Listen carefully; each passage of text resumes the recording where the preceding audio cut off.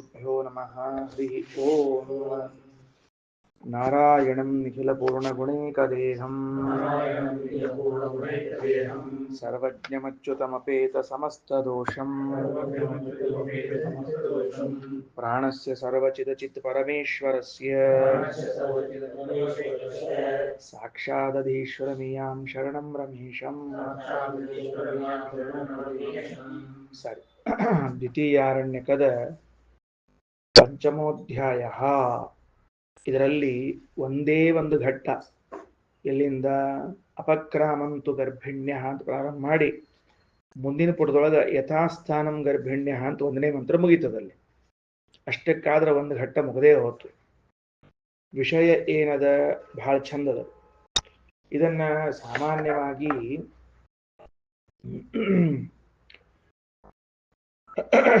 ಭಾಗವತದ ತೃತೀಯ ಸ್ಕಂದದಲ್ಲಿ ಕಪಿಲರೂಪಿ ಪರಮಾತ್ಮ ತನ್ನ ತಾಯಿಗೆ ಎಲ್ಲಾ ಜೀವರು ಹೆಂಗ ಗರ್ಭದಲ್ಲಿ ಬರ್ತಾರ, ಹೆಂಗ ಹುಡ್ತಾರ ಅಂತ ಅನ್ನೋದನ್ನ ಹೇಳಿಗೆ ತಾನ.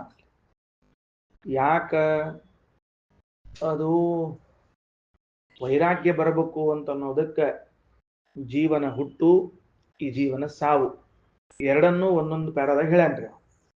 ಆ ಒಂದೊಂದು ಏನೋ ಪುಟಗಳಲ್ಲಿ ಹೇಳಿದ್ದಾನೋ ಅದರಲ್ಲಿ ಒಂದು ಹುಟ್ಟು ಅಂತ ಏನದನೋ, ಇದರ ಬಗ್ಗೆ ಇದೊಂದು ಐತರೇಯ ಉಪನಿಷತ್ತು ಒಂದು ಸ್ವಲ್ಪ ವಿಸ್ತಾರವಾದ ವಿಚಾರವನ್ನು ಹೇಳ್ತದೆ. ಎಲ್ಲೇ ಮನೆಯಲ್ಲಿ ಒಂದು ಶಿಶುವಿನ ಜನನವಾದರೆ ಸಹಜವಾಗಿ ನೀವು ತಿಳ್ಕೊಳ್ಳೋದು ಒಂದು ಕೂಸು ಹುಡ್ತು ಅಂತ ತಿಳ್ಕೊಂಡಿರ್ತೇವೆ. ಉಪನಿಷತ್ತು ಅಂತದ್ದು ಅಲ್ಲ, ಭಗವಂತ ಹುಟ್ಟಿದ ಅಂತ ತಿಳ್ಕೊಳ್ಬೇಕಂತ. ಒಂದು ಶಿಶು ಹುಟ್ಟಿದಾಗ ಭಗವಂತ ಹುಟ್ಟಿದ್ದಾನೆ. 3 ಸರ್ತಿ ಹುಡ್ತಾನಂತ ಭಗವಂತ. ಒಂದು ಮೊದಲನೇ ಬಾರಿ ತಂದೆಯಲ್ಲಿ ಇದ್ದವನು ತಾಯಿಯಲ್ಲಿ ಪ್ರವೇಶ ಮಾಡಿದಾಗ 1ನೇ ಜನ್ಮ ಅವನದ್ದು. 2ನೇ ಬಾರಿ ಭೂಮಿಯಲ್ಲಿ ಹುಟ್ಟಿ ಬಂದಾಗ 2ನೇ ಜನ್ಮ ಅವನದ್ದು. ಇವನಿಲ್ಲಿ ಹುಟ್ಟಿದ ಮೇಲೆ ವಯಸ್ಸಾದ್ಮೇಲೆ ಅವ್ರ ತಂದೆ ಇಲ್ಲಿಂದ ಹೋಗಿ ಇನ್ನೊಂದು ಕಡೆ ಹುಡ್ತಾನಲ್ಲ, ಅದು ಭಗವಂತನ 3ನೇ ಜನ್ಮ ಅಂತ ಹೇಳ್ತಾ ಇದೆ. ಅದೊಂದು ವಿಶೇಷ ಇದೆ. ಈಗ ಯಾರು ಹಿರಿಯರು ಹೋಗಿರ್ತಾರೆ, ಹೋದ್ರ ಅವ್ರು ಎಲ್ಲೋ ಬೇರೆ ಕಡೆ ಹುಡ್ತಾರೆ, ಇನ್ನೊಂದು ಕಡೆಗೆ ಹುಟ್ಟಿದಾಗ ಈ ಭಗವಂತನದ್ದು 3ನೇ ಜನ್ಮವೆನಿಸ್ತದ ಅಂತ 3 ಜನ್ಮಗಳು ಅಂತ ಒಂದು ಸಂಬಂಧವನ್ನು ಹೇಳ್ತಾನೆ. ಅಂದ್ರೆ ನಾವು ಮೊದಲು ತಂದೆ ದೇಹದಲ್ಲಿದ್ದು ನಾವು ಅವರಿಗೆ ಮಕ್ಕಳಾಗಿ ಬಂದೀವಿ. ಈಗ ಅವ್ರು ಇನ್ಯಾರಿಗೋ ಮಕ್ಕಳಾಗೋ ತನಕಾನು ಆ ಭಗವದ್ ರೂಪ ಅವ್ರ ಜೊತೆಗೇ ಇರ್ತದಂಥದ್ದು. ಹೋಗಿ ಅಲ್ಲಿ ಮುಟ್ಸಿ ಆಮೇಲೆ ಮುಂದಿನ ಕಾರ್ಯಕ್ರಮ. ಹಿಂಗ 3 ಜನ್ಮಗಳಾಗ್ತಿರ್ತಾವ. ಆಮೇಲೆ ಆ ಶಿಶು ತಾಯಿ ದೇಹದಲ್ಲಿದ್ದಾಗ ತಾಯಿ ಅದನ್ನೆಷ್ಟು ಪ್ರೀತಿ ಮಾಡ್ತಾಳೆ, ತಾಯಿ ಗರ್ಭಿಣಿಯಾಗಿದ್ದಾಳೆ ಅನ್ನೋದಕ್ಕೆ ತಂದೆ ಎಷ್ಟು ಅವಳನ್ನು ಪ್ರೀತಿ ಮಾಡ್ತಾನೆ. ಇದೆಲ್ಲ ನಿಜವಾಗಿ ಸಲ್ಲಬೇಕಾದದ್ದು ಪ್ರೀತಿ. ಸಲ್ಲೋದು ಯಾರಿಗೆ ಅಂದ್ರೆ ಪರಮಾತ್ಮನಿಗೆ. ಅದು ಇರೋದು ವೀರ್ಯ, ಅದರಿಂದ ಶಿಶು ಹುಡ್ತದ. ಅದ್ರೊಳಗೆ ಏನದ ಅದಕ್ಕಂತಾರ, ಅದು ನಿನ್ನ ದೇಹದ ಎಲ್ಲಾ ಅಂಗಾಂಗಗಳ ಅಂಶವನ್ನು ಇಟ್ಕೊಂಡು ಹುಟ್ಟಿದಂಥದ್ದು ಅನ್ನೋದಕ್ಕ ನಿಮ್ದ ಮುಖ, ನಿಮ್ದ ಕೈ, ನಿಮ್ದ ಕಾಲು ಬಂದಿರ್ತಾವ. ಜೆರಾಕ್ಸ್ ಕಾಪಿಯನ್ನು ಹೊಂಗಿರ್ತಾವು, ಇಲ್ಲೇ ಹೇಳಿ ಬರುವುದಿಲ್ಲ. ಅಂದಮೇಲೆ ಅವೆಲ್ಲವೂ ಕೂಡ ಏನಾಗಿವೆ, ನಮ್ಮ ದೇಹದ ನಮ್ಮ ಅಂಗಾಂಗಗಳ ತೇಜಸ್ಸನ್ನು ಹಿಡಿದುಕೊಂಡು ಹುಟ್ಟಿ ಬರ್ತಾವ. ಆಮೇಲೆ ಆ ತಾಯಿ ಗರ್ಭದಲ್ಲಿದ್ದಾಗ ಅದು ನೋಡ್ರಿ, ಎಂದೂ ಸತ್ಯಕ್ಕೆ ತ್ರಾಸ ಆಗಂಗಿಲ್ರಿ. ಉಳಿದೇನ್ರ ಒಂದ್ ಸಣ್ಣ ಗಡ್ಡಿ ಪಡ್ಡಿ ಆದ್ರೆ ಭಯಂಕರ ತ್ರಾಸ ಆಗೋಣ, ಆಮೇಲೆ ಅದಕ್ಕೆ ಡಾಕ್ಟರ್ ಕೊಯ್ದು ಹಾಕ್ಬೇಕು ಅನ್ನೋಣ. ಇದಕ್ಕೇನು ಆಗಂಗಿಲ್ಲ. ಇದಕ್ಕೆ ಹೆಂಗ್ ಸಾಧ್ಯ ಆತು? ವಿಜ್ಞಾನ ಏನ್ರ ಹೇಳ್ಕೋವಲ್ತ್ಯಾಕ, ಶರೀರ ರಚನಾ ಏನ್ರ ಹೇಳ್ವಲ್ತ್ಯಾಕ. ಶಾಸ್ತ್ರ ಹೇಳುವಂತಹದ್ದೇನು ಅಂದ್ರೆ, ಆ ಸ್ತ್ರೀಗತವಾದ ಭಗವದ್ರೂಪ ಈ ಶಿಶುಗತವಾದ ತನ್ನ ಭಗವದ್ರೂಪವನ್ನ ಧಾರಣಾ ಇಟ್ಕೊಂಡಿರ್ತದ ಅಂತ ಅನ್ನೋದಕ್ಕ ಆ ಸ್ತ್ರೀ ಗರ್ಭದಲ್ಲಿ ಅಷ್ಟು ದಿವಸ ಏನಾಗ್ಲಾರ್ದಂಗೆ ಇರ್ತದಂತ. ಇಲ್ಲದೆ ಇದ್ರೆ ತಿಂದಾನ್ ಹೆಂಗ್ ಹೊರಗೆ ಹೋಗ್ತದ ಹಂಗ ಇದು ಹೊರಗೆ ಹೋಗ್ಬೇಕು. ಅಥವಾ ದೇಹದೊಳಗ ಬ್ಯಾಡಾದದ್ದು ಬೆಳವಣಿಗೆ ಆದ್ರೆ ಕತ್ತರಿಸಿ ಹಾಕೊಂಡ್ ತೆಗೆದು ಹಾಕ್ಬೇಕು. ಹಂಗೂ ಆಗೋದಿಲ್ಲ, ಹಿಂಗೂ ಆಗೋದಿಲ್ಲ, ಎರಡೂ ಆಗ್ಲಾರ್ದು ಇರ್ತದಲ್ಲ. ಇದಕ್ಕೇನು ಕಾರಣ ಅಂದ್ರೆ ಸ್ತ್ರೀಗತವಾದ ಭಗವದ್ರೂಪ. ಯಾವ ವ್ಯಕ್ತಿ ಗರ್ಭದಲ್ಲಿ ನನ್ನ ಮಗು ಬೆಳೀತಾ ಇದ್ದದ್ದಲ್ಲ, ಭಗವಂತನಿದ್ದಾನ ಒಳಗಡೆಗೆ ಅಂತ ತಿಳಿದು ಆದರ ಮಾಡ್ತಾನೋ ಅದು ಭಗವಂತನಿಗೆ ಆದರ ಮಾಡಿದಂತೆ. ಆ ಸ್ತ್ರೀ ಪುತ್ರ ಪ್ರೇಮವನ್ನು ಮಾಡ್ತಾ ಅಂದ್ರೆ ಪುತ್ರ ಪ್ರೇಮ ಅಲ್ಲದು ಭಗವತ್ ಪ್ರೇಮ ಮಾಡಿದಂತೆ ಅಂತ ತಿಳಿಸಿ, ಇದಕ್ಕೊಂದು ದೃಷ್ಟಾಂತತ್ವೇನ ವಾಮದೇವ ಎನ್ನುವಂತಹ ಒಬ್ಬ ಋಷಿಗಳ ವಿಷಯವನ್ನು ತಿಳಿಸ್ತಾರ. ಇಷ್ಟದ ಈ ಅಧ್ಯಾಯದೊಳಗೆ ಪಂಚಮಾಧ್ಯಾಯ ಒಂದೇ ಒಂದು ಸಣ್ಣ ಅಧ್ಯಾಯ ಇಷ್ಟದ ಓದ್ಲಿಕ್ಕೆ ಶುರು ಮಾಡೋಣ ಅಂತ. ಅಪಕ್ರಾಮಂತು ಗರ್ಭಿಣ್ಯ, ಮೊದಲನೇ ವಾಕ್ಯ. ವಿಚಿತ್ರದ ಇದು. ಎಂದೂ ಯಾವ ಉಪನಿಷತ್ನೊಳಗೂ ಬಂದಿಲ್ಲ, ಮುಂದೆ ಬರುವುದೂ ಇಲ್ಲ. ಯಾರಾದರೂ ಗರ್ಭಿಣಿ ಸ್ತ್ರೀ ಇದ್ರೆ ಎದ್ದು ಹೊರಗೆ ಹೋಗ್ರಿ ಈ ಅಧ್ಯಾಯ ಕೇಳಬಾರ್ದಂತವ್ರು. ಎಷ್ಟು ವಿಚಿತ್ರದ ಅಲ್ಲ. ಉಪನಿಷತ್ತೊಳಗೆ ಏನದ ಅಂದ್ರೆ ಇಡೀ ಐತರೆ ಹೇಳ್ಕೋತ ಬಂದಾರ ಅವರು. ಈ ಅಧ್ಯಾಯಕ್ಕೆ ಬಂದ ಕೂಡಲೇ ಗರ್ಭಿಣ್ಯ ಅಪಕ್ರಾಮಂತು, ಇಲ್ಲಿ ಯಾರಾದ್ರೂ ಗರ್ಭಿಣಿ ಸ್ತ್ರೀಯರು ಕೂತಿದ್ರೆ ಹೊರಗೆ ಹೋಗ್ರಿ ಎದ್ದು. ಮುಗಿಸಿದ್ಮೇಲೆ ಯಥಾಸ್ಥಾನಂ ಗರ್ಭಿಣ್ಯ, ಮತ್ ಕರ್ರಿ ಒಳ ಬರ್ರಿ, ಮತ್ ಮುಂದಿನ ಪಾಠ ಮಾಡಂತಾರಂತ. ವಿಚಿತ್ರ ಅಂದ್ರೆ ಇದೊಂದೇ ವಿಚಿತ್ರ ಇದು ಇತಿಹಾಸದಲ್ಲಿ. ನಾನು ಎಲ್ಲಾ ಉಪನಿಷತ್ತುಗಳು ನೋಡಿದಾಗ ಇದೊಂದು ಕಡೆ ಮಾತ್ರ ಹಿಂಗ್ ಬಂದದ್ದು. ಅದೇನು ಗರ್ಭಿಣಿ ಸ್ತ್ರೀಯರು ಯಾಕೆ ಹೊರಗೆ ಹೋಗ್ಬೇಕು ಅಂದ್ರು ಗೊತ್ತಿಲ್ಲ ಅವ್ರಿಗೆ. ಎಲ್ಲರಿಗೂ ಪಾಠ ಹೇಳಿಕತ್ತಾರ. ಈಗ ಅಧ್ಯಾಯ ಹೇಳೋ ಕಾಲಕ್ಕೆ ಹೊರಗೆ ಹೋಗ್ಬೇಕಷ್ಟೇ ಅವ್ರು. ಈ ಅಧ್ಯಾಯ ಹೇಳೋ ಕಾಲಕ್ಕೆ ಅದಕ್ಕೆ ಅರ್ಥ ಏನು ಅಂದ್ರೆ ಎಲ್ಲಾರು ಪಾಠಕ್ಕೆ ಕೊಡ್ತಿದ್ರು ಅವಾಗ. ಪುರುಷರು ಸ್ತ್ರೀಯರು ಎಲ್ಲರೂ, ಸಣ್ಣವರು ದೊಡ್ಡವರು ಎಲ್ಲರೂ ಕೊಡ್ತಿದ್ರು. ಗರ್ಭಿಣಿಯರು ಎಲ್ಲರೂ ಕೂತಿರ್ಬೇಕು. ಅವಾಗ ಬೇಗನೆ ವಿವಾಹ ಆಗ್ಬಿಡ್ತಿತ್ತು. ಸಣ್ಣವರಿದ್ದಾಗ ವಿವಾಹ ಆಗೋದು, ದೊಡ್ಡ ಮಕ್ಕಳು ಮನೆ ತುಂಬಿಸ್ಕೋತಿದ್ರು. ತುಂಬಿಸ್ಕೊಂಡು ಕೂಡಲೇ ಮತ್ತೆ ವರ್ಷದಾಗ ಅಡಿಗೆ ಬಂದು ಪಾಠ ಪ್ರವಚನ ನಡೀತಿರ್ತೀವೆಲ್ಲ. ನಡೀತಾ ಇರೋ ಕಾಲಕ್ಕೆ ಅಕಸ್ಮಾತ್ ಯಾರಾದ್ರೂ ಗರ್ಭಿಣಿ ಸ್ತ್ರೀಯರು ಇದ್ರೆ ಈ ಅಧ್ಯಾಯ ಅವ್ರು ಕೇಳೋದು ಬೇಡ ಅಂತ ನಿಯಮ ಮಾಡ್ಕೊಂಡ್ರು. ಅದಕ್ಕೆ ಹೋಗ್ರಿ ಗರ್ಭಿಣ್ಯ ಅಪಕ್ರಾಮಂತು, ಹೊರಗೆ ಹೋಗ್ರಿ ಅಂತ ಹೇಳಿ ಆ ಸ್ತ್ರೀಯರನ್ನ ಹೊರಗೆ ಕಳಿಸಿ ಇದೆಲ್ಲ ಕಥೆ ಹೇಳಿ ಆಮೇಲೆ ಮತ್ತೆ ಬರ್ರಿ ಅಂತ ಮುಂದಿನ ಅಧ್ಯಾಯ ಕೇಳಲಿಕ್ಕೆ ಅಂತ ಕೂಡ್ತಿದ್ರಂತ. ಅಂದ್ರೆ ಅದ್ರ ಅರ್ಥ ಪಾಠ ಎಲ್ಲಾರ್ಗೂ ಇತ್ತು ಅಂತ ಅರ್ಥ ರೀ. ಅದಕ್ಕೆ ನಾವೇನ್ ತಿಳ್ಕೊಂಡಿವಿ ಅವ್ರ ಗಂಡಸರು ಅಷ್ಟ ಕೂಡೋದು, ಹೆಂಗಸರು ಕೂಡೋ ಹಂಗಿಲ್ಲ, ಹಿಂಗೆಲ್ಲ ಇತ್ತು ಅಂತದ. ಈ ಮಾತು ನೋಡಿದ್ರೆ ಹೆಂಗಸರು ಕೂಡ್ತಿದ್ರು ಅಂತ ಅನಿಸ್ತು. ಇಲ್ಲ ಹೊರಗೆ ಹೋಗ್ರಿ ಅಂತ ಹೆಂಗೆ ಹೇಳ್ಬೇಕು? ಯಾರು ಹೆಣ್ಮಕ್ಳು ಇದ್ದಿದ್ದೇ ಇಲ್ಲ ಅಂದ್ರೆ ಹೊರಗೆ ಹೋಗ್ರಿ, ಅದು ಬಿಡ್ರಿ ಗರ್ಭಿಣಿಯರು ಬೇರೆ ಮತ್ತೆ. ಅಂದ್ಮೇಲೆ ಎಲ್ಲರಿಗೂ ಪಾಠಾಧಿಕಾರ ಅದ, ಕೇಳಿಕ್ ಬರ್ತದೆ, ಕೇಳೋ ಅಧಿಕಾರ ಏನು ಮಂತ್ರ ನೋಡ್ರಿ. ಓಂ ಪುರುಷೇ ಹವಾ ಅಯಂ ಆದಿತೋ ಗರ್ಭೋ ಭವತಿ ಯದೇತದ್ರೇತಸ್ತದೇತತ್ ಸರ್ವೇಭ್ಯೋ ಅಂಗೇಭ್ಯಸ್ತೇಜಸ್ ಸಂಭೂತಂ ಆತ್ಮನಿ ಏವ ಆತ್ಮಾನಂ ಬಿಭರ್ತಿ. ಒಂದು ಘಟ್ಟ. ಪುರುಷೇ ತಂದೆಯಲ್ಲಿ, ಹವ ಪ್ರಸಿದ್ಧ ಇದು. ಅಯಂ ಆದಿತೋ ಗರ್ಭೋ ಭವತಿ, ಮೊದಲು ಗರ್ಭ ಧರಿಸುವನ ಅಪ್ಪ, ಆಮೇಲೆ ಗರ್ಭ ಧರಿಸಕ್ಕೆ ಹೆಂಡತಿ ಅಂದ್ರೆ ಅಮ್ಮ. ಅದಕ್ಕೆ ತಂದೆಯೂ ಅಷ್ಟೇ ಮಹತ್ವದವನು, ತಾಯಿಯೂ ಅಷ್ಟೇ ಮಹತ್ವದ. ತಂದೆ ತಾಯಿಗಳಿಬ್ರು ಕೂಡ ಶಿಶುವನ್ನ ತಮ್ಮ ಉದರದಲ್ಲಿ ಇಟ್ಟುಕೊಂಡೇ ಹೊರಗೆ ಹಾಕಿರ್ತಾರೆ. ಇವ್ರು ಗರ್ಭ ಧರಿಸಿದ್ದು ಬಹಳ ದಿವಸ ಇರುವುದಿಲ್ಲ, ಗರ್ಭ ಧರಿಸಿದ್ದು ಗೊತ್ತಾಗೋದಿಲ್ಲ ಅನ್ನೋದಕ್ಕೆ ತಾಯಿದ ಬಹಳ ಮಹತ್ವ ಅಂತ ಹಿಂಗೆ ಅನ್ಕೊಂಡ್ಬಿಟ್ಟಿರ್ತಾರೆ. ಅದಕ್ಕೆ ಐತರೆ ಮಹಿದಾಸ ಐತರೆ ರೂಪಿ ಪರಮಾತ್ಮ ಅಂತಾನೆ ಪುರುಷೇ ತಂದೆಯಲ್ಲಿ ಅಯಂ ಆದಿತೋ ಗರ್ಭೋ ಭವತಿ, ಮೊದಲು ಅಲ್ಲಿರ್ತದೆ ಜೀವ. ಯದೇತದ್ ಸರ್ವೇಭ್ಯೋ ಅಂಗೇಭ್ಯ ತೇಜಸ್ ಸಂಭೂತಂ. ಅದೇನ ರೇತಸ್ಸದ ಅದು ಎಲ್ಲಾ ಅಂಗಗಳಿಂದ ಕೂಡಿದ ತೇಜಸ್ಸನ್ನು ಹಿಡ್ಕೊಂಡು ಹುಟ್ಟಿರ್ತದ. ಅದು ಕೈ ಕಾಲು ಕಣ್ಣು ಬಾಯಿ ಮೂಗು ಜೀನ್ಸು ಅಂತಿರಲಿಲ್ಲ, ಹಂಗಷ್ಟು ಹಿಡ್ಕೊಂಡೇ ಬಂದಿರ್ತದೆ. ಆತ್ಮನ್ನೇವ ಆತ್ಮಾನಂ ಬಿಭರ್ತಿ, ಅದು ತಂದೆ ಹೊಟ್ಟೆಯೊಳಗಿರೋ ತನಕ ಭಗವಂತ ತನ್ನಂತ ಹಿಡ್ಕೊಂಡಿಟ್ಕೊಂಡಿರ್ತಾನ. ಈ ನಮ್ಮ ದೇಹದಲ್ಲಿ ಭಗವಂತ ಇದ್ದಾನ, ನಮ್ಮ ದೇಹದಲ್ಲಿದ್ದ ಭಗವಂತ ಆ ರೇತಸ್ಸಿನಲ್ಲಿದ್ದ ಭಗವದ್ ರೂಪವನ್ನು ತಾನೇ ಹಿಡ್ಕೊಂಡು ನಿಂತ್ಕೊಂಡಿರ್ತಾನೆ. ಗೊತ್ತಾಯ್ತಿಲ್ಲೋ? ಜೀವ ಒಳಗ್ ಬಂತು, ಜೀವನ್ ಜೊತೆಗೆ ಪರಮಾತ್ಮ ಬಂದ್ಬಿಟ್ಟ ಆ ರೂಪದಲ್ಲಿ, ಜೊತೆಗೆ ಇರ್ಲೇಬೇಕಲ್ಲ, ಮತ್ತೆ ಎಲ್ಲಿ ಹೋಗ್ಬೇಕಮ್ಮ? ಜೀವನ್ ಬಿಟ್ಟು ಎಲ್ಲಿ ಇರ್ತದ ಅದು? ದಾಸುಪರ್ಣ ಎಲ್ಲ ಪಕ್ಷಿ ಇದ್ದೇ ಇರ್ತಾವು. ಹಿಂಗಾಗಿ ಇಬ್ರು ಒಳಗೆ ಬಂದಾರ. ಇಬ್ರು ಹೆಂಗ್ ಬಂದ್ರು? ಆಹಾರ ತಗೊಂಡ ಬಂದಾರ. ಅನ್ನೋ ಭಕ್ರೋ ಚಪಾತಿಯೋ ಸ್ವೀಟೋ ಖಾರೋ ಇನ್ನೇನ್ ಬರಂಗಿಲ್ಲ, ಮುಗಿದನ್ನ ಅದಕ್ಕೆ ತಗೊಂಡು ಏನೋ ತಗೊಂಡು ಒಳಗೆ ಬಂದ. ಅದಕ್ಕೆ ಆಹಾರ ತಗೊಂಡಾಗ ತಂದೆಯ ದೇಹದಲ್ಲಿ ಬಂದಿರ್ತದೆ ಶಿಶು. ತಂದೆಯ ದೇಹದಲ್ಲಿ ಬಂದಿರುವಾಗ ಅಲ್ಲಿ ಆ ತಂದೆಯ ದೇಹದ ಎಲ್ಲಾ ಅಂಗಗಳ ತೇಜಸ್ಸನ್ನು ಹಿಡ್ಕೊಂಡಿರ್ತದೆ. ಬಂದು ರೇತಸ್ಸಿನ ಕೂತಿರ್ತದೆ. ಆಮೇಲೆ ಆತ್ಮನ್ನೇವ ಆತ್ಮಾನಂ ಬಿಭರ್ತಿ, ತನ್ನಂತಾನು ಹಿಡ್ಕೊಂಡಿರ್ತಾನೆ ಪರಮಾತ್ಮ. ತದ್ಯದಾ ಸ್ತ್ರೀಯಾಂ ಸಿಂಚತಿ ಅಥ ಏನ ಜನಯತಿ, ಯಾವಾಗ ಸ್ತ್ರೀಯಲ್ಲಿ ತಂದೆ ಗರ್ಭದಿಂದ ತಾಯಿ ಗರ್ಭಕ್ಕೆ ಹೋಗ್ತಾನೋ ತದಸ್ಯ ಪ್ರಥಮಂ ಜನ್ಮ, ಅದು ಮೊದಲನೇ ಜನ್ಮ. ಒಂದು ಫಸ್ಟ್ ಅಲ್ಲಿ ಜನ್ಮ ಆಗ್ಬಿಟ್ಟದ ಈಗಾಗಲೇ, ಪ್ರಥಮ ಜನ್ಮ ಅದು. ಯಾಕಂದ್ರೆ ಒಂದ್ಸಲ ಹುಟ್ಟಿದ್ನಲ್ಲಿಗಮ್ಮ, ತಂದೆಯಿಂದ ಹೊರಗೆ ಬಂದು ಹುಟ್ಕೊಂಡ, ಮತ್ ತಾಯಿಯಿಂದ ಹೊರಗೆ ಬಂದು ಹುಟ್ಕೋತ, ಎರಡನೇ ಸತ್ಯ ಆಗ್ತದ. ತತ್ ಸ್ತ್ರೀಯ ಆತ್ಮಭೂಯಂಗಚ್ಚತಿ ಯಥಾ ಸ್ವಮಂಗಂ ತಥಾ, ಆ ಸ್ತ್ರೀಯಲ್ಲಿ ಬಂದಾಗ ಆತ್ಮಭೂಯಂಗಚ್ಚತಿ ಒಂದಾಗ್ಬಿಡ್ತದ. ಅದು ಹೆಂಗ? ಯಥಾಸ್ವಂ ಅಂಗಂ, ತನ್ನ ಕೈಕಾಲುಗಳು ಹೆಂಗಿರ್ತದೋ ಹಂಗ ಆ ಗರ್ಭನೂ ಒಂದು ಅಂಗ ಆಗ್ತದ, ಹೊರತಾಗಿ ಬೇರೆ ಏನು ಆಗುದಿಲ್ಲದು.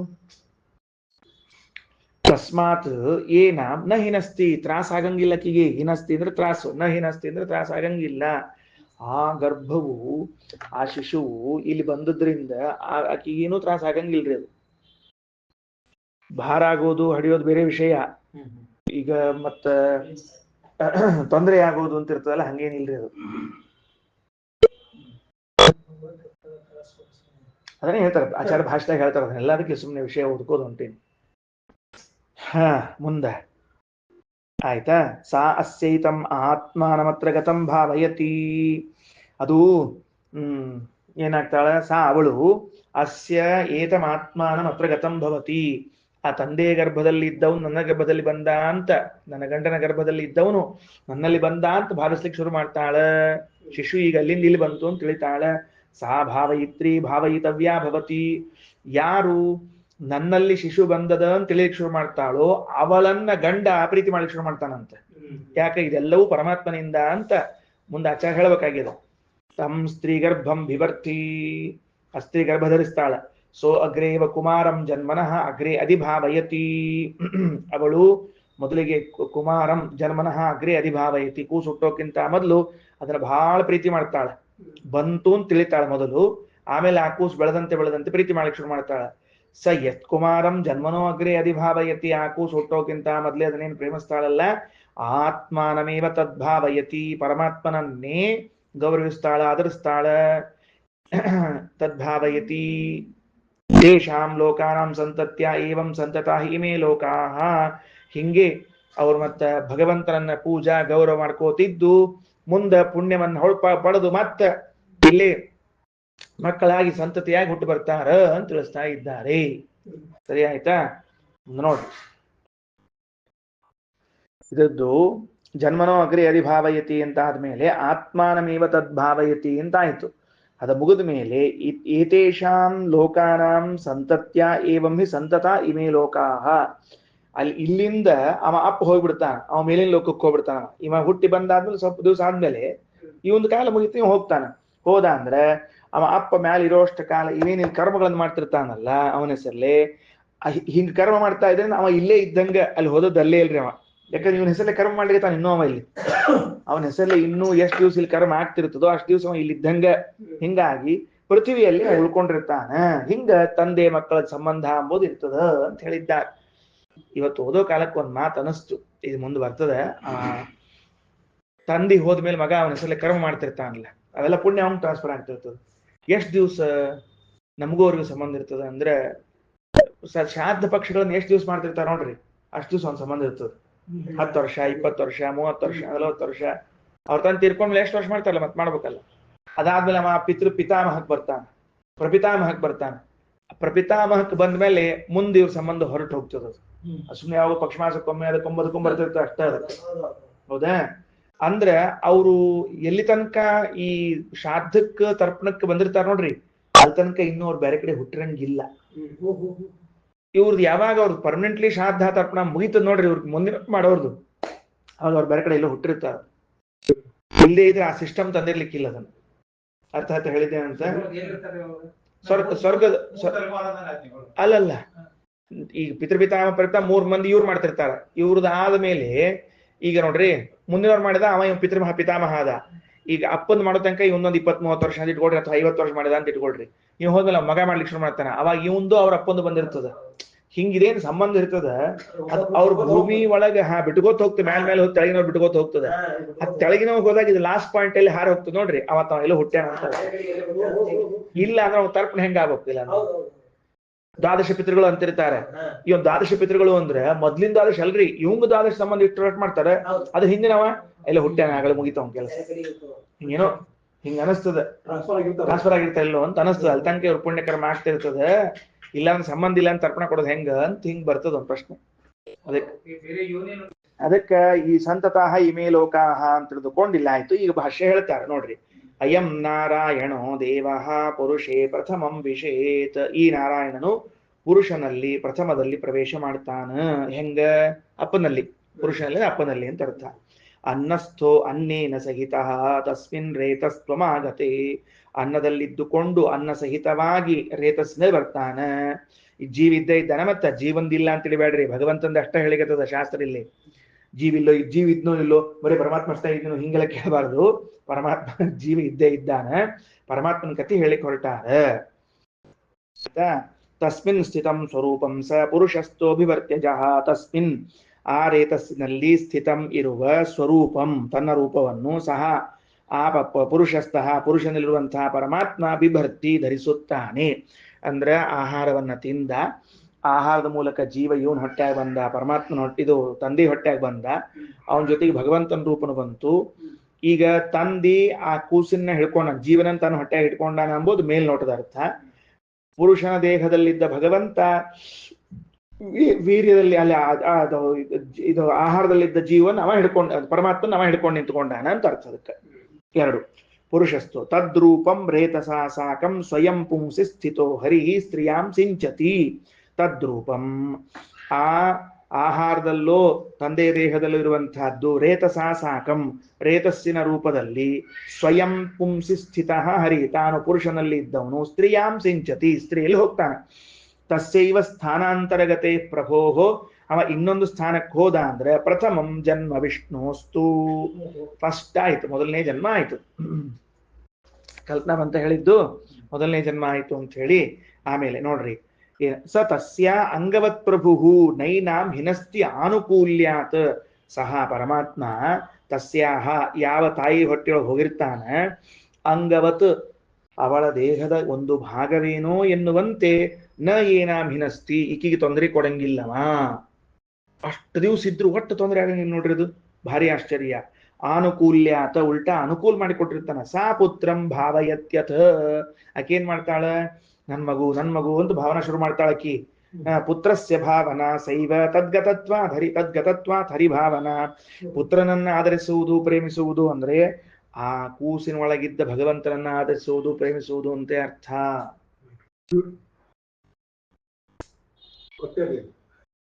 ಅದಕ್ಕೆ ಶಾಸ್ತ್ರ ಓದು ಸ್ವಾಮಿ. ಸಂಭಾವಿತವ್ಯ ಸಾಚೈವ ಭರ್ತ್ರ ಗಂಡ ಅಕಿನ ಪ್ರೀತಿ ಮಾಡ್ಲಿಕ್ಕೆ ಶುರು ಮಾಡ್ಬೇಕು. ಈಗ ಸಹಜ ಮಾಡ್ತಾನೆ, ಆಟೋಮೆಟಿಕ್ಲಿ ಮಾಡ್ತಾನೆ ಗರ್ಭಿಣಿ ಇದ್ದ ಅನ್ಕೊಳ್ಳೆ. ಆದ್ರೆ ಯಾವ ಅರ್ಥದಲ್ಲಿ ಭಗವಂತ ಅನುಗ್ರಹ ಮಾಡಿ ನಮ್ಮ ಮನೇಲಿ ಒಂದು ರೂಪದಿಂದ ಅವತಾರ ಮಾಡ್ಲಿಕ್ಕೆ ತಯಾರಾಗ್ಯಾನಲ್ಲ ಅಂತ ಹೆಂಡತಿಯನ್ನು ಪ್ರೀತಿಸ್ಬೇಕು. ಸಂಭಾವಿತವ್ಯ ಸಾಚೈವ ಭರ್ತ್ರ ಪುತ್ರಶ್ಚ ಸಾದರಂ. ಮತ್ತಷ್ಟೇ ಅಲ್ಲ, ಆ ಕೂಸನ್ನು ಗೌರವಿಸಬೇಕು. ಆಯ್ತಾ. ಸಂಭಾವನಂ ಕುಮಾರಸ್ಯ ಜಾನತಃ ಕೇಶವೇ ಭವೇತ್. ಕುಮಾರಸ್ಯ ಸಂಭಾವನಂ ಜಾನತಃ, ಕುಮಾರ ಹುಟ್ಟುವುದು ಅದೇನದು, ಕುಮಾರ ಹುಟ್ಟುವುದು ಅಂತಂದ್ರೆ ಭಗವಂತನ ಹುಟ್ಟು ಅಂತ ತಿಳಿದವನು ನೋಡ್ರ. ಹಾ ಸರಿ, ಏನಾಗ್ತದ, ತಸ್ಯೈತ್ಯರ್ಪಣ ಮಾತ್ರೇಣ ಪೂಜಿತೋ ಹಿ ಭವೇದ್ಧರಿ. ಭಗವಂತನೇ ಇದ್ದಾನ ಅಂತ ತಿಳಿದುಕೊಂಡು ಹೇಳಿ ಗೌರವಿಸಿದ್ರೆ ಅದು ಏನಾಗ್ತದ ಅಂದ್ರೆ ಭಗವಂತನ ಪ್ರತಿಮಾಕ್ಕ ಪೂಜಾ ಮಾಡಿದಂಗ ಆಗ್ತದ. ಸಂಭಾವನಂ ಕುಮಾರಸ್ಯ ಜಾನತಃ ಕೇಶವೇ ಭವೇ ತಸ್ಯ ಇತ್ಯರ್ಪಣ ಮಾತ್ರೇಣ ಪೂಜಿತೋ ಹಿ ಭವೇದ್ಧರಿ. ಭಗವಂತನೇ ಪೂಜಿತನಾಗ್ತಾನ. ಪುತ್ರಸ್ತಸ್ಯ ಹರೇ ಪೂಜಾಂ ಕುರ್ವತಃ ಪೃಥಿವೀ ಸ್ಥಿತಿ. ಪುತ್ರಸ್ತಸ್ಯ ಹರೇ ಪೂಜಾಂ ಕುರ್ವತಃ ಅಲ್ಲಿ ಆದ ಮೇಲೆ ಮುಂದ ಸ್ವರ್ಗಸ್ತಸ್ಯಾಪಿ ಭವತಿ ಪುತ್ರ ಪುಣ್ಯಂ ಯಥೋಖಿಲಂ. ಮುಂದೇನು, ಪುತ್ರಾಂತರ್ಗತನಾಗಿರುವಂತಹ ಹರಿಗೆ ಪೂಜೆ ಮಾಡುವಂಥವನು ಸ್ವರ್ಗಸ್ಥನಾದ್ರೂ ಸಹಿತೇಕ ಪೃಥ್ವಿಯಲ್ಲಿ ಅವನಿಗೆ ಜನ್ಮಾಂತರವಿಲ್ಲದೆ ಇದ್ರು ಪೃಥ್ವಿಯಲ್ಲಿ ಅವನಿಗೆ ಅಸ್ತಿತ್ವ ಅದ. ಯಾಕ ಅಂದ್ರ ಪುತ್ರ ಪುಣ್ಯಂ ಯಥೋಖಿಲಂ. ಮಗ ಮಾಡಿದ ಪುಣ್ಯವೆಲ್ಲವೂ ಸ್ವರ್ಗದಲ್ಲಿದ್ದ ತಂದೆಗೆ ಮುಟ್ಟೆ ಮುಡ್ತದಲ್ಲ. ಅವ ಹೋಗ್ಬಿಟ್ಟಾನ, ಆಕ್ಚುಲಿ ಅಪ್ಪ ಹೋಗ್ಬಿಟ್ಟಾನ. ಇವ ಅಪ್ಪ ಹೋದ ಮೇಲೂ ಅವನ್ ಪುಣ್ಯ ಮುಡ್ತದ ಸ್ವರ್ಗದಲ್ಲಿದ್ದ ಅವನ ಜೊತೆಗೆ. ಯಾಕೆ ಮುಡ್ತೀವು ಅಂತ ಕೇಳಿದ್ದಕ್ಕ ಶ್ರೀಮದಾಚಾರ್ಯ ಅಭಿಪ್ರಾಯ ಹೆಂಗ್ ಗೊತ್ತೇನ್ರಿ, ಈ ವ್ಯಕ್ತಿ ತಂದೆ ಆದವ ಗರ್ಭದಲ್ಲಿದ್ದಾಗ ಭಗವಂತನ ಸ್ಮರಣೆಯನ್ನ ಮಾಡಿದ್ದಾನ, ಇದು ಬಂದದ್ದು ಭಗವಂತ ಅಂತ ಚಿಂತನೆ ಮಾಡ್ಯಾನ ಅಂಬೋದ್ರ ಫಲವಾಗಿ ಅವ ಸ್ವರ್ಗದಲ್ಲಿದ್ದಾಗ್ಲೂ ಇವ್ ಮಾಡಿದ ಪುಣ್ಯ ಎಲ್ಲ ಅವನಿಗೆ ಮುಟ್ಕೋತಿರ್ತದಂತ. ಅದು ಅವ್ರ ಅನುಸಂಧಾನ ಬಂದಿರ್ತದೆ, ಗೊತ್ತಿರೋದಿಲ್ಲ ಯಾವ ಹೊತ್ತಿನ ಹೆಂಗ್ ಬಂದಿರ್ತ ಅನುಸಂಧಾನ ಯಾರಿಗೆ ಅಂತ ತಿಳ್ಕೊಂಡು ಹೇಳಿ ನೋಡ್ರಿ. ಅದಕ್ಕ ತಸ್ಯ ಇತ್ಯರ್ಪಣ ಮಾತ್ರೇಣ ಏನಂತ ತಿಳ್ಕೊಂಡು ಆ ಪುತ್ರನನ್ನು ಉಪಚರಿಸುವುದು, ಪುತ್ರನಲ್ಲಿದ್ದ ಹರಿ ಇದ್ದಾನ ಅಂತ ಪೂಜಾ ಮಾಡ್ಕೋತಿದ್ರೆ ಅದು ಪ್ರತಿಮಾ ಪೂಜಾ ಮಾಡಿದ್ರೆ ಹರಿಗೆ ಪೂಜಾ ಮಾಡಿದಂಗೆ ಹೌದಿಲ್ಲ. ಮತ್ತ ನಮ್ಮಲ್ಲಿ ಪ್ರತಿಮಾ ಇರ್ತಾವ, ತಿಕ್ಕಿ ತಿಕ್ಕಿ ಬೆಳ್ಳಗ್ ಮಾಡಿರ್ತಿರಲ್ಲ, ಅಲ್ಲ ಸಾರಿ ಏನೇನ್ ಮಾಡಿರ್ತೀರಿ, ಸ್ವಚ್ಛ ಮಾಡಿರ್ತಿರಲ್ಲ. ಆ ಪ್ರತಿಮಾ ಪೂಜಾ ಮಾಡಿದ್ರು ಪ್ರತಿಮಾಂತರ್ಗತ ಭಗವಂತನಿಗೆ ಪೂಜಾ ಇದ್ದಂತೆ ಪುತ್ರನಿಗೆ ಪೂಜಾ ಮಾಡಿದ್ರು ಪುತ್ರಾಂತರ್ಗತನಾದ ಭಗವಂತನಿಗೆ ಪೂಜಾ ಮಾಡಿದಂತೆಯೇನೆ. ಆಮೇಲೆ ಅವ ಕೆಲವು ಕಾಲಾನಂತರದಲ್ಲಿ ಸತ್ತ ಅಂತ ಇಟ್ಕೊಳ್ರಿ. ವಯಸ್ಸಾದ್ಮೇಲೆ ಹೋಗ್ಬೇಕಲ್ಲ, ಮತ್ತೆ ಯಾರಾದ್ರೂ ಹೋಗ್ಬೇಕು. ಹೋದ್ಮೇಲೆ ಅವ ಪೃಥ್ವಿಯಲ್ಲಿ ಇಲ್ಲಿಗವ, ಆದ್ರೆ ಅಲ್ಲೆಲ್ಲೋ ಎಲ್ಲೋ ಇದ್ದಾನ, ಎಲ್ಲೋ ಸ್ವರ್ಗನೋ ಎಲ್ಲೋ ಒಂದು ಬೇರೆ ಜಗದಾಗ ಇದ್ದಾನ. ಆವಾಗ ಅವಂಗ ಈ ಮಗ ಮಾಡಿದ ಎಲ್ಲಾ ಕರ್ಮಗಳಿಂದ ಪುಣ್ಯ ಸಿಗ್ತದ. ಯಾಕೆ ಸಿಗ್ತದ ಅಂದ್ರೆ ಇವ ಹೊಟ್ಟೆಯಾಗಿದ್ದಾಗ ಒಳಗಿದ್ದವ ಭಗವಂತ ಅಂತ ಏನು ಪೂಜಾ ಮಾಡಿದ್ನಲ್ಲ ಅದರ ಪುಣ್ಯದ ಫಲವಾಗಿ ಸಿಗ್ತದ ಅಂತ ಬರೀತ ಆಚಾರ್ಯ. ಎಷ್ಟು ಮಹತ್ವದ ಅಂಶ, ಎಷ್ಟು ಮಹತ್ವದ ಅಂಶ ಇದು. ಇನ್ನು ಇದು ಇಲ್ಲಪಾ ತಿಳಿಲಿಲ್ಲ ನಮಗ ಅಂತಂದ್ರೆ ಅತ್ಯಲ್ಪ ಪುಣ್ಯ ಭಾಕ್ಸಸ್ಯ ನಾರ್ಚೇತ್ ಕೇಶವಂ ಇದಿ. ಭಗವಂತ ಇದ್ದಾನಂತ ತಿಳ್ಕೊಂಡಿಲ್ಲ, ಆದ್ರೂ ಇದು ಮಾಡ್ಯಾನಂತ ಸ್ವಲ್ಪ ಪುಣ್ಯ ಬರ್ತದೆ ಅಷ್ಟೇ. ಭಗವಂತನೆಂದು ತಿಳಿದು ಮಾಡಿದರೆ ಪೂರ್ತಿ ಪುಣ್ಯ, ತಿಳಿಯದೆ ಮಾಡಿದರೆ ಅಲ್ಪ ಪುಣ್ಯ, ಇಷ್ಟೇ ವಿಷಯ. ಕಲ್ಪನಾ ಬಂತ? ಫಿಕ್ಸ್ ಫಿಕ್ಸ್ ಪುಣ್ಯ ಬರ್ತದ, ಪುಣ್ಯ ಬರ್ತದೆ. ಅದೇ ಹೇಳಿದ ಆಚಾರ್ಯರು, ನಾರ್ಚಯೇತ್ ಕೇಶವಂ ಯದಿ. ಭಗವಂತ ಅಂತ ತಿಳಿದಿಲ್ಲ, ಆದ್ರೆ ಮಗನ ಪ್ರೀತಿ ಮಾಡ್ಯಾನವ, ಆಗೇನಾಗ್ತದೆ ಅತ್ಯಲ್ಪ ಪುಣ್ಯ ಪುಣ್ಯ ಬರ್ತದೆ. ಮಗ ಮಾಡಿದ ಕರ್ಮಗಳಿಗೆಲ್ಲ ಅತ್ಯಲ್ಪ ಪುಣ್ಯ ಅವನಿಗೆ ಸೇರೇ ಗೊತ್ತಿರೋದಿಲ್ಲ. ಅವಾಗ ನಾವು ಅಜ್ಞಾನ ಇರ್ತದೆ, ಅವಾಗ ಅಲ್ಪ ಪುಣ್ಯ ಬರ್ತದೆ. ತಿಳುವಳಿಕೆ ಇತ್ತು ಅಂದ್ರೆ ಪುಣ್ಯ ಬರ್ತದೆ ಪೂರ್ಣ ಅಂತ ಅರ್ಥ. ತದಸ್ಯ ದ್ವಿತೀಯಂ ಜನ್ಮ, ಉಪನಿಷತ್ ಶುರುವಾಯಿತು. ಇದೊಂದು ಎರಡನೇ ಜನ್ಮ. ಎಲ್ಲಿ ಎರಡನೇ ಜನ್ಮ? ಒಂದು ತದಸ್ಯ ದ್ವಿತೀಯಂ ಜನ್ಮ ಅಂದ್ರೆ ಅಮ್ಮನ ಹೊಟ್ಟೆಯಾಗಿನ ಹೊರಗೆ ಬರೋದಿಕ್ಕೆ ಈಗ ಗೊತ್ತಾಯ್ತಾ? ಸರಿ. ತದಸ್ಯ ಅಮ್ಮನ ಶರೀರದಿಂದ ಭೂಮಿಗೆ ಬರ್ತಾನಲ್ಲ, ಅದು ದ್ವಿತೀಯಂ ಜನ್ಮ, ಎರಡನೇ ಜನ್ಮ. ಸೋ ಅಸ್ಯ ಅಯಂ ಆತ್ಮ ಪುಣ್ಯೇಭ್ಯ ಕರ್ಮ ಪ್ರಧೀಯತೆ. ನೋಡ್ರಿ, ಸಹ ಏನಿದ್ದಾನೆ ಯಾರವ? ಸ್ವಯಮಾತ್ಮ, ಸೂತ್ರದಲ್ಲಿರುವಂತಹ ಪರಮಾತ್ಮ ಪುಣ್ಯೇಭ್ಯ ಕರ್ಮೇಭ್ಯ ಪ್ರಧೀಯತೆ ಅಂದ್ರ ಪುಣ್ಯ ಕರ್ಮಗಳನ್ನ ಮಾಡ್ಲಿಕ್ಕೆ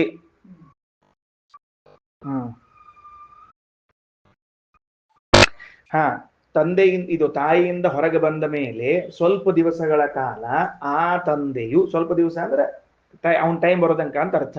ಅಲ್ಲಿ ತನಕ ಏನಾಗ್ತದ ಅಂತಂದ್ರೆ ತನಗ ಪುಣ್ಯ ಬರಲಿ ಅನ್ನೋದಕ್ಕೆ ಕರ್ಮಗಳನ್ನು ಮಾಡ್ಕೋತಿರ್ತಾನ. ಯಾರೋ ಅಪ್ಪನಾದವನು ಮಗ ಹುಟ್ಟಿದ ಮೇಲೆ ಇನ್ನೂ ಇವ ಇರೋ ತನಕ ಕರ್ಮ ಮಾಡ್ಕೋತಿರ್ತಾನ. ಅಥ ಅನಂತರದಲ್ಲಿ ಏನಾಗ್ತಾನಿವ ಅಂತಂದ್ರೆ ಅಸ್ಯಾಯಮಿತರ ಆತ್ಮ ಕೃತಕೃತ್ಯೋ ವಯೋಗತಃ ಪ್ರೈತಿ. ಇತರ ಆತ್ಮ, ಆ ಇನ್ನೊಂದು ತಂದೆಯಲ್ಲಿದ್ದ ಭಗವದ್ ರೂಪವು ಕೃತಕೃತ್ಯ, ನಂದು ಮುಗೀತಿಲ್ಲಿ ಅಂತ ತಿಳ್ಕೊಂಡು ವಯೋಗತಃ, ವಯಸ್ಸಾದ್ಮೇಲೆ ಪ್ರೈತಿ ಸಾಯುತ್ತಾನೆ, ಮುಗೀತ ಒಂದು ಟೈಮ್ ಮುಗಿತು ಹೋದ. ಸಹಿತ ಪ್ರಯತ್ನೇನ ಪುನರ್ಜಾಯತೆ, ಅವ ಇಲ್ಲಿಂದ ಮತ್ತ ಈ ಲೋಕದಿಂದ ಹೋಗಿ ಬೇರೆ ಕಡೆಗೆ ಹುಡ್ತಾನ. ತದಸ್ಯ ತೃತೀಯಂ ಜನ್ಮ, ಅದು ಮೂರನೇ ಜನ್ಮ. ಸರಿ ಆಯ್ತಿಲ್ಲ? ಈಗ ಹೇಳಿದ್ನಲ್ಲ ವಿಷಯ, ಅದಕ್ಕೆ ಮೊದಲೇ ಹೇಳ್ಬಿಟ್ಟಿದ್ದೆ. ತದುಕ್ತಂ ಋಷಿಣ, ಅದನ್ನು ಋಷಿಗಳು ಹೇಳ್ಯಾರ. ಯಾವ ಋಷಿಗಳು ಇವರು ಹೇಳಿದ್ದು? ವಾಮದೇವ ಋಷಿಗಳು. ಗರ್ಭೇನು ಸನ್ ಯೇಷಾಂ ಅಹಂ ಅವೇದಂ ಅಹಂ ದೇವಾನಾಂ ಜನಿಮಾನಿ ವಿಶ್ವ ಶತಂ ಮಾ ಪುರ ಆಯಸೀಹಿ ಅರಕ್ಷನ್ನಧಶ್ಯೇನೋ ಜವಸಾ ನಿರದೀಯಮಿತಿ. ಗರ್ಭ ಏವ ಏತತ್ ಶಯಾನೋ ವಾಮದೇವ ಏವಮುವಾಚ. ಗರ್ಭ ಏವ ಏತತ್ ಶಯಾನಃ, ಗರ್ಭದಲ್ಲೇ ಇರುವಂತಹ ಅವರ್ಯಾರು? ವಾಮದೇವ ಋಷಿಗಳು ಏನು ಹೇಳಿದ್ರಂತ? ಏನಂತ ಹೇಳಿದ್ರು? ಗರ್ಭೇನು ಸನ್, ನಾನು ಗರ್ಭದಲ್ಲಿದ್ದಾಗಲೇನೆ ಏಷಾಂ ಅವೇದಂ, ಇವರೆಲ್ಲ ಹೆಂಗಿದ್ದಾರ ಅನ್ನೋದನ್ನ ನಾ ತಿಳ್ಕೊಂಡಿದ್ದೇನೆ. ದೇವಾನಾಂ ಜನಿಮಾನಿ ವಿಶ್ವ, ಆ ದೇವತೆಗಳೆಲ್ಲರೂ, ಭಗವಂತ ಮತ್ತು ದೇವತೆಗಳೆಲ್ಲರೂ ನಮ್ಮ ಜೊತೆಗೆ ಸೇರ್ಕೊಂಡು ಹುಟ್ಟಿದ್ದನ್ನ ನಾ ಗರ್ಭದಲ್ಲಿದ್ದಾಗೆ ನೋಡ್ಕೊಂಡಿದ್ದೆ. ವಾಮದೇವರು ಮುಂದೆ ಹೇಳ್ತಾರೆ, ಶತಮ್ಮ ಪುರಃ ಆಯಸೀಹಿ, ಪುರಃ ಪೂರ್ಣಾಹ ಆಯಸಿಹಿ ವಿಶೇಷತಃ ಜ್ಞಾನಿನ್ಯ.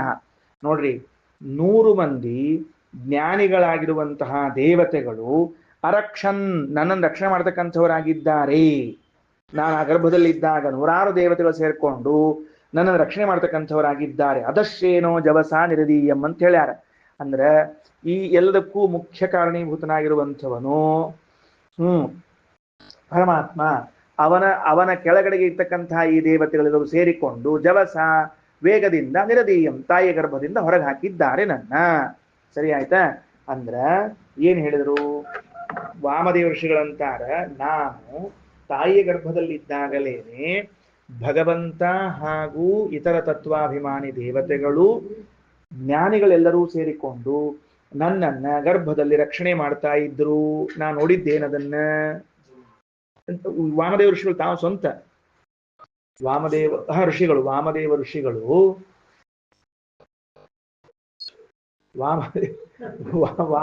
ಋಷಿಗಳು ತಾವು ತಾಯಿ ಗರ್ಭದಲ್ಲಿ ಇರುವಾಗ ತಮ್ಮನ್ನು ದೇವತೆಗಳು ಭಗವಂತ ರಕ್ಷಣೆ ಮಾಡಿದ್ದನ್ನ ಕಂಡು ನಾ ಇವ್ರದ್ದು ಗುಟ್ಟೆಲ್ಲ ತಿಳ್ಕೊಂಡೀನಿ.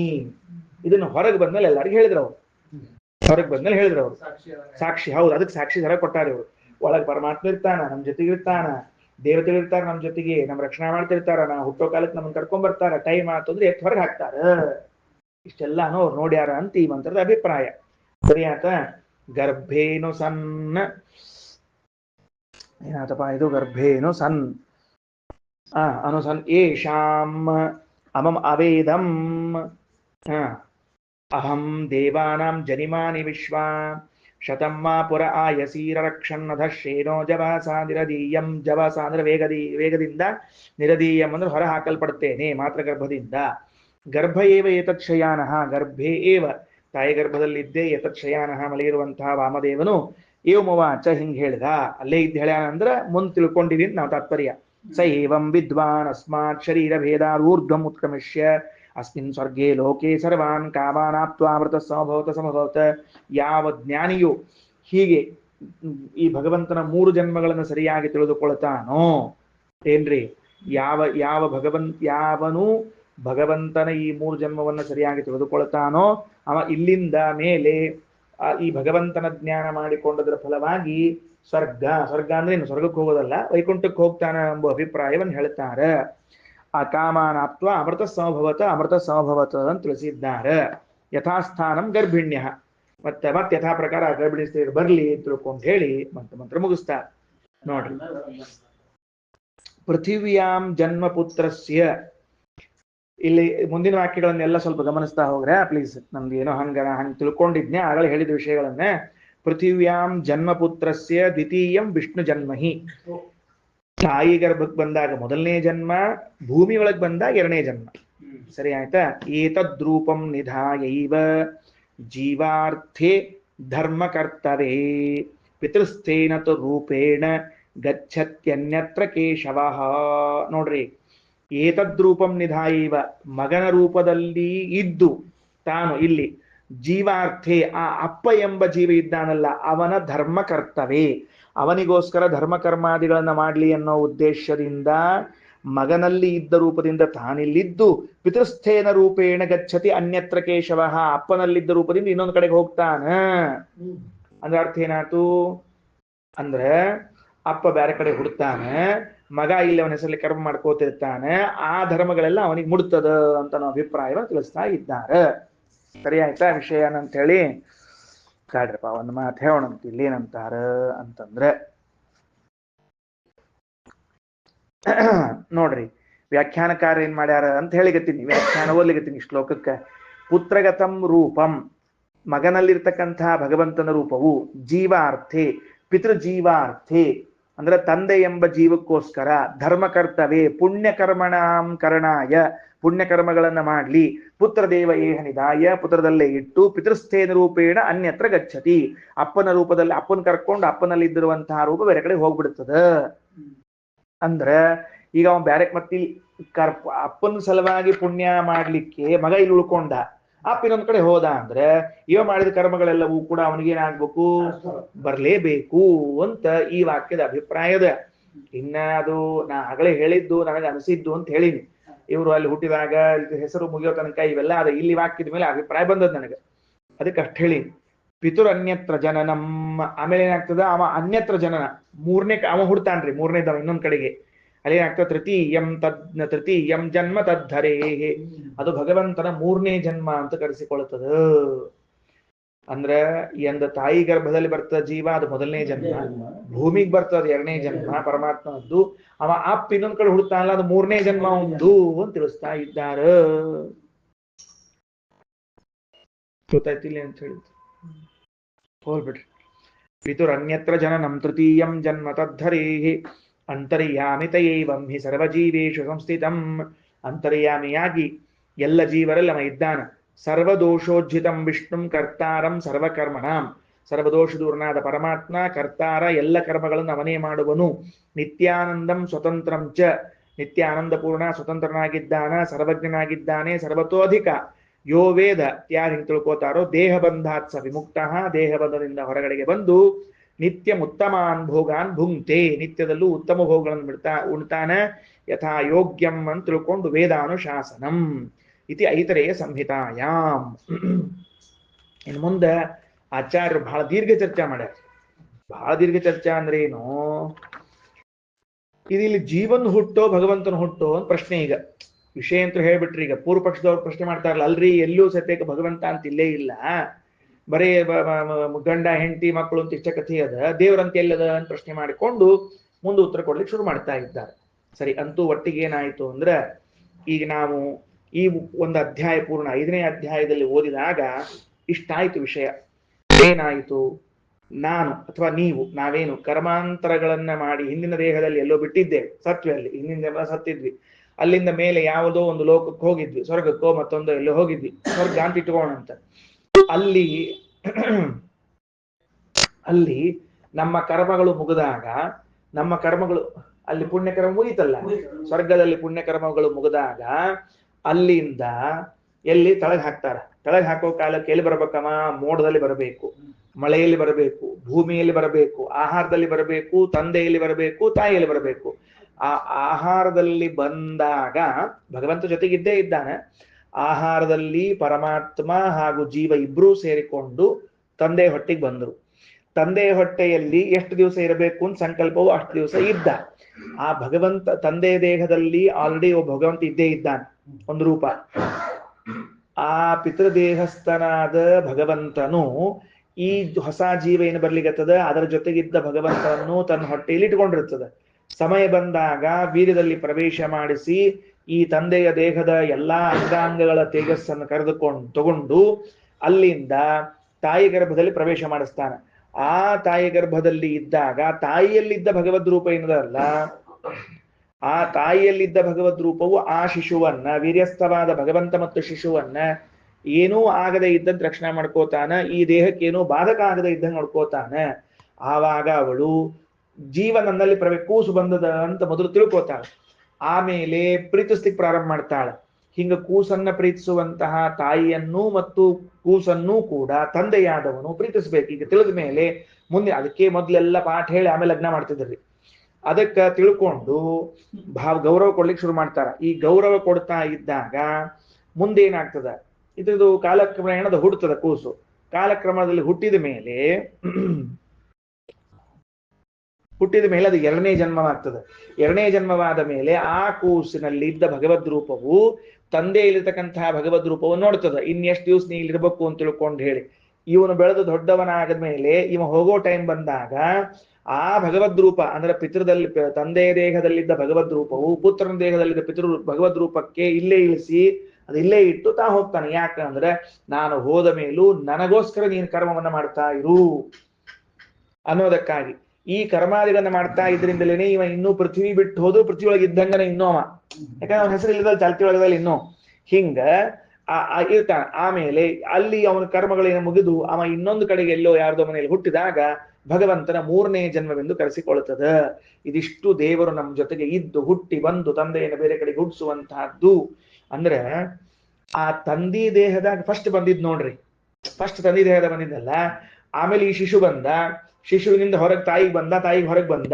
ಅವ ಏನ್ ಬಂದಿದ್ನಲ್ಲ ಈ ಭಗವಂತ ಮಗನಾಗಿ ಬಂದಿದ್ನಲ್ಲ, ಫಸ್ಟ್ ನನಗೆ ಅವಕಾಶ ಕೊಟ್ಟವನು ಯಾರವ, ತಂದಿ. ಮತ್ತ ಆ ದೇಹ ಇನ್ನೊಂದ್ ಕಡೆ ಹುಟ್ಟೋ ತನಕನೂ ನಾ ಅವ್ನ್ ಸಪೋರ್ಟ್ ಮಾಡಬೇಕಲ್ಲ ಅಂತ ತಿಳ್ಕೊಂಡು ಹೇಳಿ ನಿಂತಿರ್ತದ. ಅರ್ಥ ಹತ್ತಿರ ಹೇಳಿದ್ದೇನೆ ಅಂತ ಹೇಳಿ. ನಾ ಮೊದಲು ಬಂದದ್ದ ಅಪ್ಪನ ಹೊಟ್ಟೆ ಆಗ ಅಂದ್ಮೇಲೆ ಅವ ಸತ್ ಇನ್ನೊಂದ್ ಕಡೆ ಹುಟ್ಟಿ ಅಲ್ಲಿ ವ್ಯವಸ್ಥೆ ಆಗೋ ತನಕ ನಾ ಸಪೋರ್ಟ್ ಮಾಡ್ಲೇಬೇಕು. ಯಾಕಂದ್ರೆ ಈ ಮಗ ಹುಟ್ಟಿದ್ದಕ್ಕೆ ಈ ತಂದೆ ಕಾರಣ. ಅದಕ್ಕೆ ಅದೆಲ್ಲವೂ ಮಾಡ್ಕೊಂಡಿರ್ತಾನ ಅಂತ ತಿಳಿದು ಗರ್ಭದಲ್ಲಿ ಭಗವಂತ ದೇವತೆಗಳೆಲ್ಲರೂ ರಕ್ಷಣೆ ಮಾಡ್ತಾರ ಎಂಬುದಕ್ಕೆ ವಾಮದೇವ ಮುನಿಗಳ ಸಾಕ್ಷಿಯನ್ನು ಕೊಟ್ಟಿದ್ದಾರೆ. ಇಷ್ಟು ನಾವೀಗ ಅಧ್ಯಯನ ಮಾಡಿದ್ದೇವೆ. ಮುಂದೆ ಆಚಾರ್ಯ ಭಾಷ್ಯ ಚರ್ಚೆ ಎಲ್ಲ ಅದ ನಾಳೆ ನೋಡೋಣ. ಶ್ರೀಕೃಷ್ಣ ಅರ್ಪಣಮಸ್ತು.